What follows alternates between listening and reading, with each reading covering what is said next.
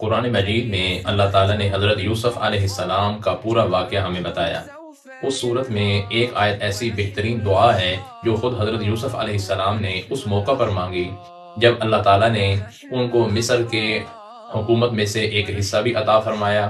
والدین اور بھائیوں کو بھی ملا دیا اور ان سب کو بھی مصر میں بلا لیا۔ وہ آیت اس طرح ہے، وہ دعا یہ ہے، ربی آتیتنی من الملک، اے اللہ آپ نے مجھے بادشاہت میں سے ایک حصہ عطا کیا،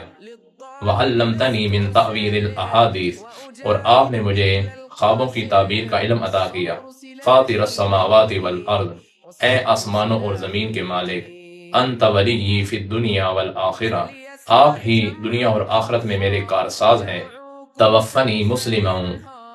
آپ مجھے مسلمان ہونے کی حالت میں وفات دیجیے، وَأَلْحِقْنِي بِالصَّالِحِينَ، اور اپنے نیک بندوں میں مجھے شامل فرمائیے۔ تو یہ ایک ایسی بہترین دعا ہے جس میں اللہ تعالیٰ سے خاتمہ بالخیر مانگا گیا ہے، کیونکہ حضور اکرم صلی اللہ علیہ وسلم نے ارشاد فرمایا، من آخر کلامہ، جس شخص کا آخری کلام لا الہ الا اللہ ہو، دخل الجنہ، تو وہ شخص ضرور جنت میں داخل ہوگا۔